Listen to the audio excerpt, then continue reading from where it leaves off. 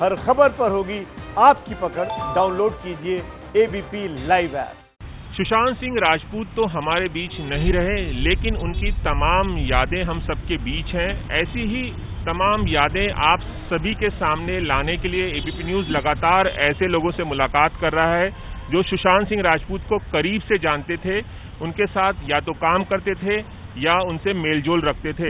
इस वक्त मेरे साथ मौजूद हैं सुशांत सिंह राजपूत के ड्राइवर रह चुके अनिल से ही बात करेंगे। अनिल, ये बताइए कि किस तरह की यादें हैं आपकी? आप चंद महीनों के लिए उनके ड्राइवर रहे हैं, उन्हें तमाम जगहों पर लेकर जाते थे। किस तरह की यादें हैं सुशांत की आपके साथ?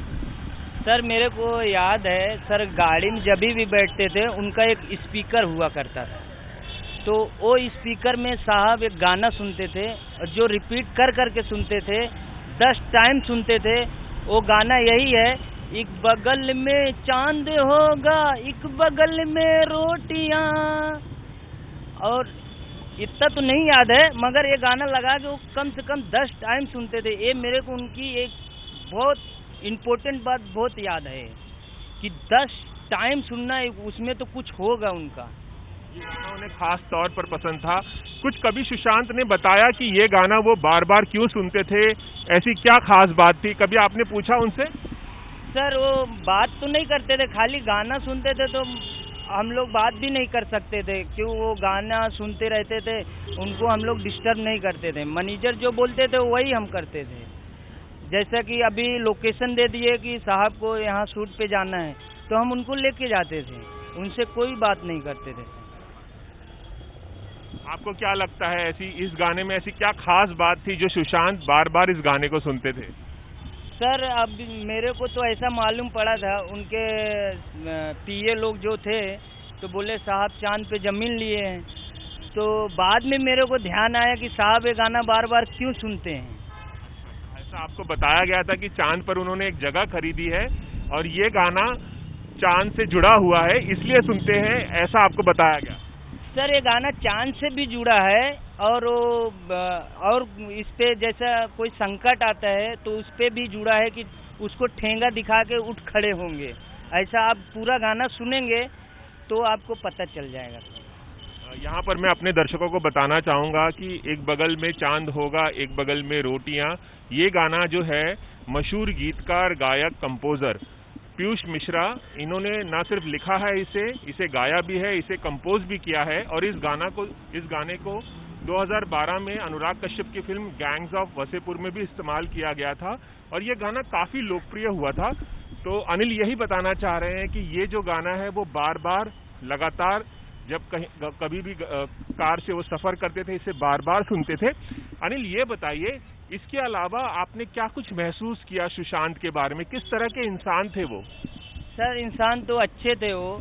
कभी कभी जैसा उनके माँ का बर्थडे हुआ तो ओल्ड एज जो होम रहता है, जहाँ वृद्धा आश्रम जिसे बोलते हैं, तो वहाँ जाके खाना बांटना, उनके साथ फ़ोटो खिंचाना, किसको क्या तकलीफ़ है बाजू में बैठ के उनसे पूछना और बातें करना, उनकी ये बात मुझे बहुत अच्छी लगती थी। सर, हमें एक बॉडीगार्ड ने भी बताया था कि जन्मदिन के मौके पर वो बांद्रा में ही एक वृद्धाश्रम है, वहाँ पर जाते थे और लोगों से मिलके कंबल बांटते थे, तमाम चीज़ें बांटते थे।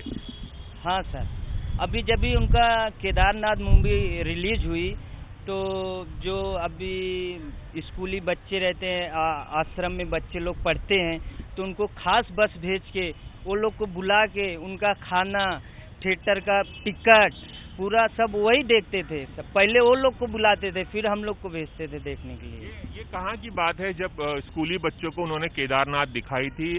कहाँ की बात है, कब की? गाँव जब भी अपन ओबराय मॉल है उसी में का बात है सर। वहाँ पर उन्होंने स्कूली बच्चों को केदारनाथ मुफ्त में दिखाई थी और खाने पीने की व्यवस्था की थी। Yes yes. और ट्रैवलिंग की भी व्यवस्था की थी। हाँ, उन्होंने 3-4 बस किया था, पूरा सब, यानी कुछ चीज़ की कमी नहीं थी। जब बच्चे को बुलाया था, उनका नाश्ता, ब्रेकफास्ट और कोको कोला, ठंडा और पॉपकॉर्न सब कुछ अवेलेबल करके दिया था। वो जो आश्रम में बच्चे पढ़ते थे, जो देखने के लिए आए थे केदारनाथ, तो कुछ चीज़ की कमी नहीं रखे थे। सब बहुत दिल के अच्छे थे सर।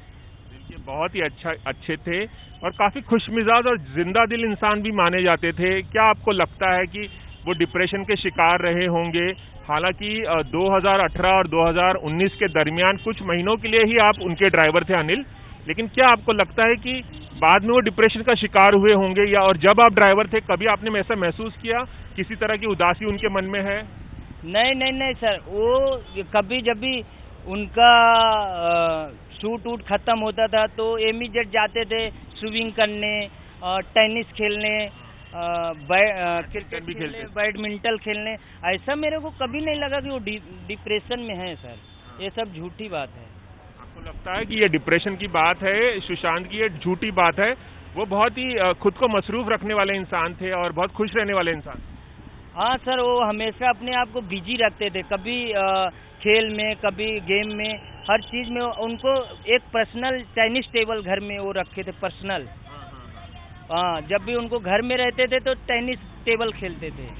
हाँ, वो कभी ऐसा अपने आप को ये डिप्रेशन में मैंने कभी देखा ही नहीं सर उनको, कभी नहीं सर।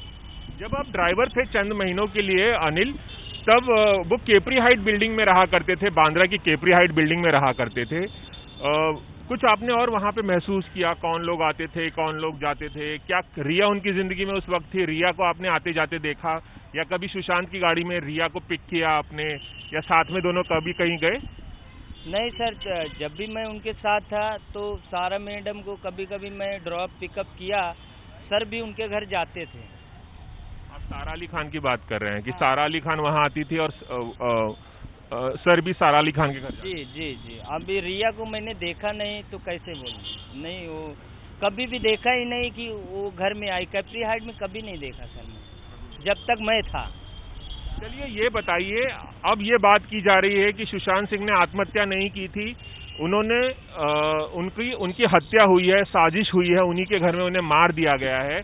आप भी देख रहे होंगे तमाम चीजें। आपको क्या लगता है, क्या कोई साजिश हुई होगी या उनका मर्डर हुआ होगा? सर अभी हम देखे नहीं तो इसके बारे में कुछ बोल नहीं सकते, मर्डर है कि साजिश है, लेकिन वो आत्महत्या नहीं कर सकते, इतना मैं बोल सकता हूँ सर। आत्महत्या नहीं कर सकते? नहीं। डिप्रेशन का भी शिकार नहीं थे आपका ऐसा कहना? उस वक्त तो नहीं थे? नहीं, उस वक्त नहीं थे। अभी एक होटल है वाटर स्टोन, वहाँ जाते थे, स्विमिंग पूल करते थे, टेनिस खेलते थे। ऐसा कभी लगा नहीं कि साहब डिप्रेशन में है। ये बताइए जाते जाते कि आप चंद महीनों के लिए उनके सिर्फ ड्राइवर क्यों रहे, आगे कंटिन्यू क्यों नहीं किया? क्या आपको भी हटा दिया गया था? क्यों हटाया गया? सर देखो, साहब की एक चीज कुछ भी कम हो जाती थी, जैसे अभी रेड बुल है और उनका बहुत सारा चीज साथ में 10-12 सामान लेके चलते थे, वो ठंडा और चॉकलेट। तो उनको ये है कि काम बराबर होना चाहिए, कोई भी मिस्टेक नहीं होना चाहिए। तो फिर सबको एक साथ हटा दिए। कुछ उनको लगा होगा कि ये सामान कम हो गया है, ये लोग कुछ काम नहीं करते, हटा दिए बस। और ये मालूम नहीं पड़ा। और स्टाफ को भी हटाया गया, सिर्फ आपको नहीं हटाया? कितने लोगों को उस वक्त हटाया था उन्होंने? करीब 6-7 जन को एक साथ हटा दिए थे। आप थे और कौन कौन था? कितने लोग हाउस स्टाफ थे? 2 कुक थे और 2-3 बॉय थे और बॉडीगार्ड थे, यानी 6-7 जन को हटा दिया था। 2019 में जनवरी की बात है ये, जब हटाया गया था? सर मेरे को याद नहीं। केदारनाथ के बाद 1 महीने बाद तक आप ड्राइवर थे और जनवरी महीने में केदारनाथ के बाद 1 महीना तक और काम किया था मैं उनके पास। तब हटा दिया था? फिर हटा। कोई वजह बताई उन्होंने? नहीं, वजह नहीं बताए, हटा दिए। अभी वजह बताए नहीं, मालूम ही नहीं है सर। चलिए मुझसे बात करने का बहुत बहुत शुक्रिया। तो ये थे हमारे साथ सुशांत सिंह राजपूत के पूर्व ड्राइवर, जो बता रहे थे कि सुशांत सिंह किस तरह की शख्सियत थे, कितने खुश मिजाज थे, कितने जिंदा दिल थे और हमेशा दूसरों का ख्याल रखने वाले शख्स थे।